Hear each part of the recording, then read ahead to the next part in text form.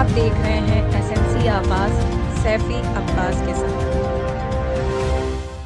नमस्कार, एसएमसी आवाज में एक बार फिर आपका स्वागत है। सिंगरौली विधानसभा क्षेत्र से कांग्रेस की विधायक प्रत्याशी श्रीमती रेणु शाह 2 बार सिंगरौली से मेयर भी रही हैं और खुद उनका विजन सिंगरौली के विकास को लेकर किस तरह का है, इस पर हमारी उनसे बात हुई। क्षेत्रीय बेरोजगारों को लेकर, डीएमएफ फंड को लेकर और इसके साथ साथ जिस तरह की रोड की खस्ता हालत है, इसको लेकर उनकी सोच किस तरह की है और क्या वाकई में ये सिर्फ जुमलेबाजी तक है कि वो विधायक अगर हो जाती हैं, जनता का विश्वास अगर उन्हें मिलता है, उसके बाद क्या वो सिंगरौली के लिए कुछ बेहतर करेंगी या सिर्फ उदासीनता जो अब तक सिंगरौली की जनता सहती रही है वही उदासीनता दिखाई देगी। तो खुद जब हमारी उनसे बात हुई है और जिस तरीके से उन्होंने भाजपा सरकार को कोसा है और इसके साथ साथ वो सिंगरौली के लिए कुछ बेहतर सोच के साथ कुछ आगे बढ़ना चाह रही हैं, ये वाकई में जो जमीनी हकीकत है उसके कितने करीब है, इस पर भी हमारी उनसे बात हुई। और मैं चाहता हूं कि पूर्ण रूप से कांग्रेस सरकार बने इस बार और परिवर्तन हो सकता का। मैं इतना ही चाहता हूं कि रोजगार मुझे मिलना चाहिए और रोजगार मिले, और मैं रोजगार के लिए भटक रहा हूं और रोजगार मिले, क्योंकि इसके पहले जो सरकार थी उसने रोजगार दिया कहा लेकिन दिया नहीं, और रोजगार मिलना चाहिए। आपने बचत पत्र में भी कहा है, कमलनाथ सरकार ने भी कहा कि बचत पत्र में कि रोजगार मिलेगा सबको, तो जो है सत्ता आने के बाद रोजगार मिलना चाहिए। बिल्कुल बिल्कुल हम लोग इसमें काम करेंगे। वो ऊपर से अगर वो बात किए हुए हैं, नीचे स्तर पर हम लोग की जिम्मेदारी है कि इसको हम लोग काम में क्रियान्वयन कर लें। और दूसरी बात ये कि अभी जैसे अभी हमको कोई रोजगार मिल जाता है तो हमारा क्या है ये पार्टी चल सकती है। अभी तो जो चुनाव का समय है, अभी तो जैसे आप करते हैं ट्राई, इतना भरोसा रखते हैं जो रेणु शाह है करेंगे। एक भरोसा है। सिंगरौली विधानसभा से आप कांग्रेस की विधायक प्रत्याशी हैं, ऐसे में यहाँ का विजन क्या है? जैसे ये आपने जो दिया है, अगर प्रदेश में कांग्रेस सरकार आ जाती है तो 1500 रुपये प्रति माह नारी सम्मान राशि मिलेगी, 500 रुपये सिलेंडर मिलेगा, सरकारी स्कूल में पढ़ने वाले 1 से 8 तक के छात्रों को 500 रुपये और बाकी बहुत सारी योजनाएं हैं। तो ये प्रदेश से जुड़ी हुई है। अगर प्रदेश में कांग्रेस की सरकार आती है तो ये सारी चीजें हैं, लेकिन अगर नहीं आती है बाई चांस और आप यहाँ विधायक हो जाती हैं, ऐसे में यहाँ के लिए आपका विजन क्या है? मेरा विजन है कि यहाँ की जो समस्या है, ज्वलंत मुद्दा है जो बेरोजगारी की, क्योंकि यहाँ पर पावर हब बन चुका है और यहाँ के बच्चे जो हैं अगर डिग्रियाँ लेके घूम रहे हैं उनके कंपनियों में, तो मैं चाहूँगी कि इस आवाज़ में इनकी आवाज़ बन करके मैं भोपाल में इस बात को अवगत करवाऊँगी कि ये स्थिति हमारे सिंगरौली की है कि तमाम कंपनियाँ आने के बाद भी सिंगरौली की जो युवा पीढ़ी है वो बेरोजगारी की कगार पर है। इसीलिए कुछ नियम बनाया जाए जिससे कि वहाँ पर लागू करके यहाँ के लोगों को, युवा बेरोजगारों को लाभ दिया जा सके। क्या विधायक प्रत्याशी तो हैं, लेकिन कांग्रेस की तेज तर्रार नेत्री भी है, तो ठीक चुनाव के समय ये विजन की यहाँ बेरोजगारों की समस्याएं हैं और निश्चित है जब भी यहाँ पर बेरोजगार मेला लगता रहा है तो ऐसा लगता था जैसे वो रोजगार मेला ना होकर बेरोजगार मेला है। तो ऐसे में अब तक आपने क्या एक बार भी उनके लिए कोई आवाज उठाया इससे पहले? क्योंकि कांग्रेस पार्टी है, पार्टी संगठन काम करती है और आए दिन ये मुद्दे होते रहते हैं, लेकिन सरकार सुनती कहाँ है, गवर्नमेंट सुनती कहाँ है। अब तो सिंगरौली के जितने भी विभाग हैं, शिक्षा विभाग, स्वास्थ्य विभाग, बिजली विभाग, पटवारी विभाग, सब तो मैं क्या यहाँ का पूरा विभाग हमला सरकार के विरोध में आदेश में आवाज उठाती है, पर सरकार सुन कहाँ है। अच्छा, ये डीएमएफ फंड को लेकर भी बात हो रही है कि सिंगरौली के लोग जो है वो प्रदूषण की मांग ले रहे हैं और तमाम तरह की समस्याओं से जूझ रहे हैं और उसके बाद जो डीएमएफ फंड है वो बाहर भेज दिया जा रहा है और प्रधानमंत्री आवास जो है वो भ्रष्टाचार, उस पर बहुत सारी बातें होती रहेंगी। तो क्या आपको लगता है कि ये सारी चीज़ें हैं जिस पर क्लियर कुछ जो है आपके, अगर आप विधायक हो जाती हैं तो इस पर कुछ बेहतर काम होगा?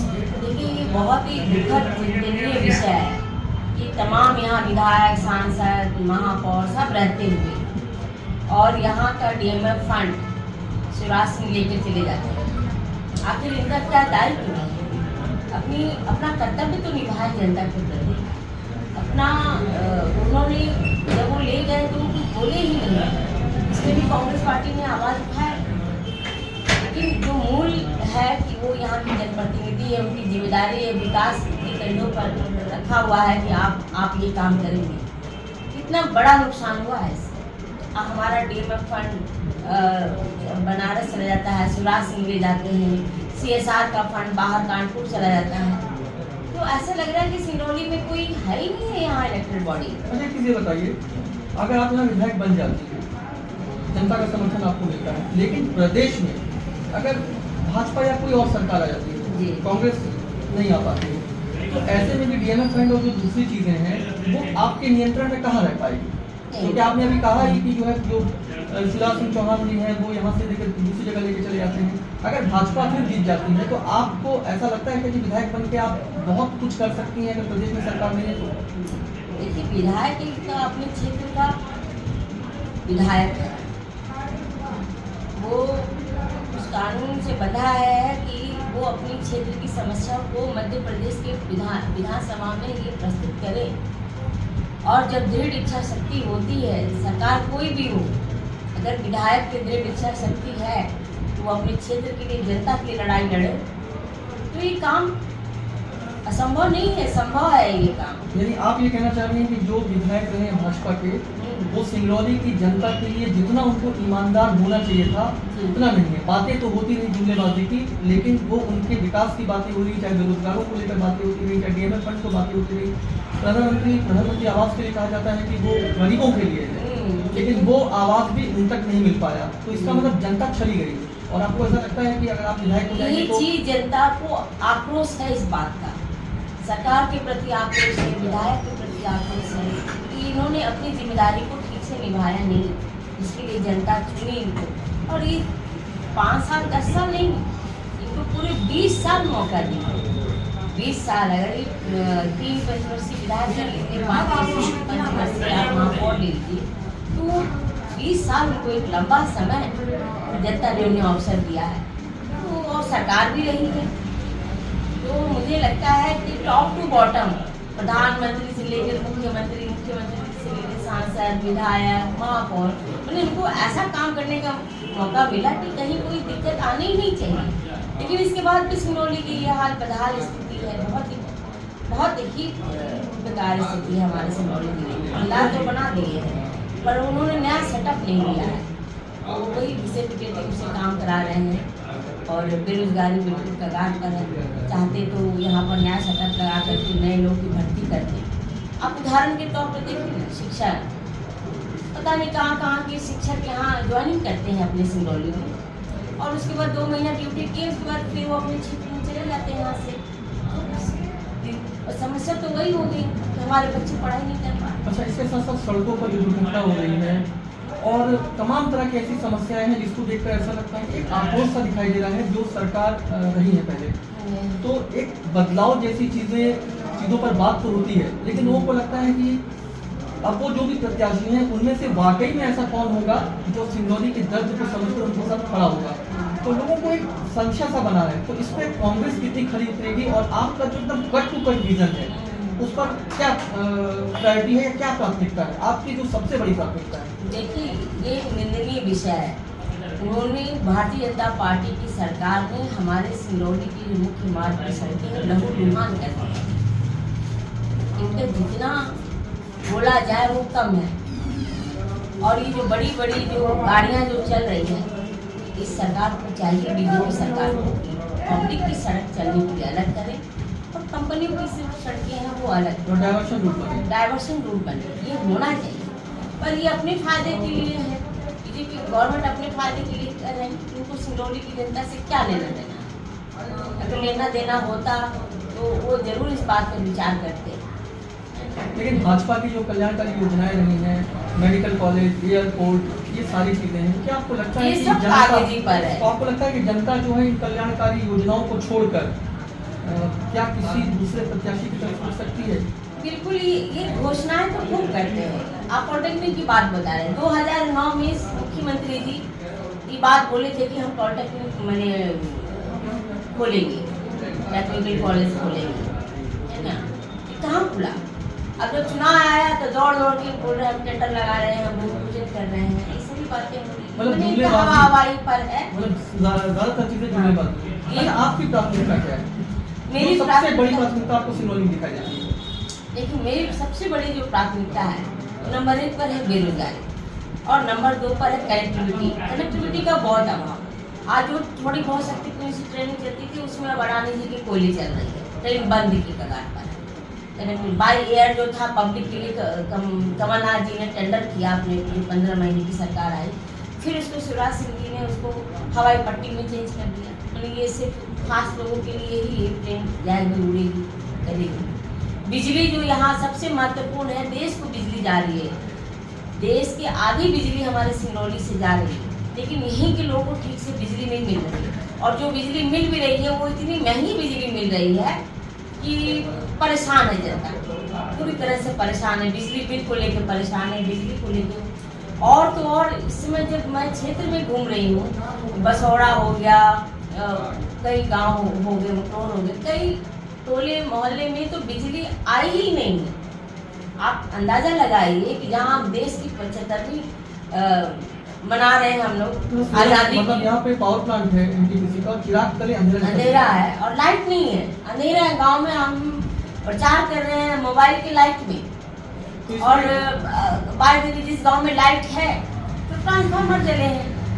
हम बात किए तो लाइन वो डी ग्रामीण से तो बोली मैडम अब 1 हफ्ता लगेगा, ये ट्रांसफार्मर मुझे सतना लेने जाना पड़ेगा, तब आएगा।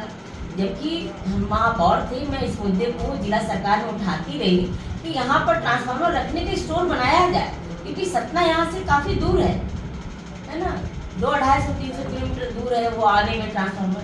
तो इनको कुछ करना ही नहीं है जनता के पक्ष में। इसके साथ साथ डीएमएफ फंड भी आपकी प्रायोरिटी में है। हाँ, डीएमएफ फंड है। मैं चाहूंगी कि जो डीएमएफ फंड ले गए हैं, अगर उसे खर्च भी कर दिए हैं शिवराज सिंह चौहान, तो उस जिले का जहाँ वो खर्च किए हैं उसका जो पैसा है वो सिंगरौली में फिर से वापस आए, डीएमएफ के रूप में आए।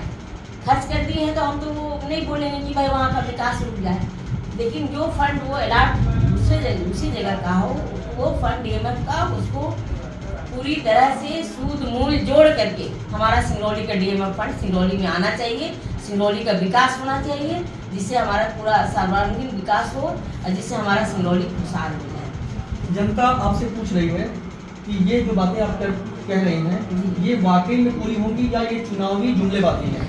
जी, मेरा जो रेणु शाह का जो काम है वो सिंगरौली की जनता जानती है। रेणु शाह बहुत स्पष्ट बोलने वाली महिला है और बहुत ही स्पष्ट काम करने वाली महिला है। अगर हमने ठान लिया है हमें बेरोजगारी खत्म करनी है, हमें अपना बिजली ठीक से यहाँ पर बिजली का बिल जो हमें आधे सस्ते दाम में मिलना चाहिए। इंदिरा जी कह के गई थी कि यहाँ पावर प्लांट है, यहाँ के लोगों को आधे दाम में बिजली मिलनी चाहिए और पूरे क्षेत्र में रोशनी होनी चाहिए। तो मैं इस पर अडिग रहूँगी। मैंने ये काम नगर निगम में कर दिखाया है। आपको ध्यान होगा जब मैं मेयर रही तो 8 किलोमीटर एरिया पर एनटीपीसी को ये था कि इस क्षेत्र में काम बिजली का होना चाहिए। मैं 8 किलोमीटर में तो सफल नहीं हुई, लेकिन मैं अपने शहर जो है 5 किलोमीटर एरिया पर वो काम करने के लिए एग्री हुई। यहाँ जो लाइटें थी बहुत डिबरी जैसी लाइट थी। 15-20 साल पहले लोगों से पता चली डिबरी जैसी लाइट थी। तो मैं एनटीपीसी के माध्यम से मैंने पाइपलाइन और ट्रांसफार्मर ये सबसे यहाँ की बिजली को दुरुस्त किया। मुझे लगा कि भाई जितना ये तैयार है देने के लिए, कम से कम उतना तो इनसे काम ले ही लिया जाए, फिर आगे की लड़ाई लड़ेंगे। तो ये 5 किलोमीटर तो दिया, अब ये इसको जो 4-5 किलोमीटर बचा है फिर उसकी लड़ाई लड़ेंगे। और आप तो जनता मुझे मौका दी तो विधानसभा पर ये आवाज़ मुझे सिंगरौली की जनता यहाँ देखेगी, सुनेगी। अच्छा, आप अपनी जीत के प्रति कितनी आस्था रखते हैं? जनता का पूरा आशीर्वाद मुझे मिल रहा है, पूरा सहयोग मिल रहा है। आप जैसे मीडिया के सभी लोग साथीगण का सहयोग मिल रहा है। अब निर्णय आने पर ही कुछ कहा जाए, लेकिन पूर्ण रूप से जिस तरह से पब्लिक का मुझे मिल रहा है आशीर्वाद, उससे मुझे बहुत संतुष्टि है कि पब्लिक कांग्रेस के पक्ष में निर्णय लेगी। और मुझे यहाँ जैसे जिस तरह से महापौर 2 बार महापौर बनाने का मुझे आशीर्वाद दिया और महापौर जिस पद पर मुझे आसीन किया है, ठीक उसी प्रकार विधायक बना करके भी मुझे प्रदेश में भेजेगी। और यहाँ के जनहित के बड़े मुद्दे, बड़े काम वो वहाँ पर गूंजेंगे, चाहे प्रदूषण की बात हो, चाहे बिजली की बात हो। हॉस्पिटल अपने पास नहीं है, बड़े हॉस्पिटल। मेरी दिली इच्छा है कि सिंगरौली में आए दिन घटनाएं होती हैं, तो यहाँ पर एम्स या अपोलो जैसी हॉस्पिटल होनी चाहिए। स्वास्थ्य से बहुत खिलवाड़ है, लोग यहाँ एम्बुलेंस तक नहीं है, लोग रास्ते में बनारस में ही मर जाते हैं। तो यहाँ पर बहुत से मुद्दे पर काम करने की ज़रूरत है। हायर एजुकेशन का अभाव है, यहाँ का तो मैक्सिमम पैसा जो हमारे जनता की है वो मैक्सिमम एजुकेशन और हेल्थ में चला जाता है। वो सारा पैसा वो दवाई बाहर करवाते हैं, बच्चे को बाहर पढ़ाते हैं, क्योंकि यहाँ इस तरह की फैसिलिटी है नहीं, बहुत अभाव है। जिस तरह से सिंगरौली जिला देश को बिजली दे रही है, प्रदेश को रेवेन्यू दे रही है, उस हिसाब से इसका विकास न के बराबर है। बिल्कुल इसको सिंगरौली जिला पर शोषण किया गया है, इस पर अत्याचार किया गया है, भ्रष्टाचार किया गया है। या जितना भी इनके ऊपर इल्जाम लगा है वो कम है। जनता ने मौका पूरा भारतीय जनता पार्टी को दिया, लेकिन उन्होंने उसके बदले जनता को, सिंगरौली की जनता को उन्होंने खून सड़कों पर लहलहान किए, आंसू दिए। भ्रष्टाचार 50% कमीशन पर कामकाज चल रहे हैं और बहुत जर्जर स्थिति है। यानी आप ये मानती हैं कि इस बार जनता जो है वो बदलाव चाहती है? बदलाव चाहती है और ये बदलाव कांग्रेस के माध्यम से ही हो सकता है, क्योंकि कमलनाथ जी सरकार पूरी 150 सीट से वो चल रहे हैं। निश्चित रूप से सिंगरौली की जनता भी अपना योगदान निभाएगी, अपनी भागीदारी सुनिश्चित करेगी और रेणु शाह को विधायक बना करके वो उनको पूरा आशीर्वाद देगी, कमलनाथ जी के हाथों को मजबूत करेगी, जिससे जो एजेंडा, जो संकल्प हमारे कमलनाथ जी मुख्यमंत्री दिए उनका बिल्कुल क्लियर और सॉफ्ट कॉर्नर है जनता के लिए। अच्छा, एक चलते चलते जो सबसे महत्वपूर्ण सवाल है, महत्वपूर्ण बात है, वो ये है कि जो पिछला जनाधार था वो कांग्रेस के साथ था और कांग्रेस ने सरकार भी बनाई, लेकिन वो राजनीतिक जो है गठजोड़ और उन सब का शिकार हो गई। तो इस बार भी क्या लगता है कि बहुत मेहनत से कांग्रेस वहां तक तो पहुंचती है, पर क्या पूरी तरह से कॉन्क्रीट तैयारियां हैं? बिल्कुल तैयारी है, हमारे कमलनाथ जी पूरी इस तरह से तैयार है, वो इस बात से भाग गए हैं और हम सब लोग भी सावधानी से काम कर रहे हैं। इस बार सभी टीम भावना से सभी काम कर रहे हैं, हमारे ऊपर के नेता के और सिंगरौली के भी सभी कांग्रेस के सभी पदाधिकारी। और हम समझते हैं कि हम सबसे ज़्यादा तो जनता कमर कसी हुई है कि हमें इस बार कमलनाथ जी को इतनी सीट देंगे, रेणु शाह को इतना आशीर्वाद देंगे कि कोई भी विरोधी या कोई विरोधी पार्टी यहाँ पर अब काम नहीं करेगी। सिंगरौली विधानसभा से कांग्रेस की महिला प्रत्याशी श्रीमती रेणु शाह से हमारी बात हो रही थी। बेरोजगारों की समस्याओं से लेकर डीएमएफ फंड और जो यहाँ की सड़कें हैं, इसको लेकर वो काफी गंभीर दिखाई दी। उनका कहना है कि ये उनकी चुनावी जुमलेबाजी नहीं है, बल्कि अगर वो विधायक हो जाती हैं तो इस बार जनता ये देखेगी कि विकास किस तरह से होता है। एसएमसी आवाज के साथ सैफी अब्बास।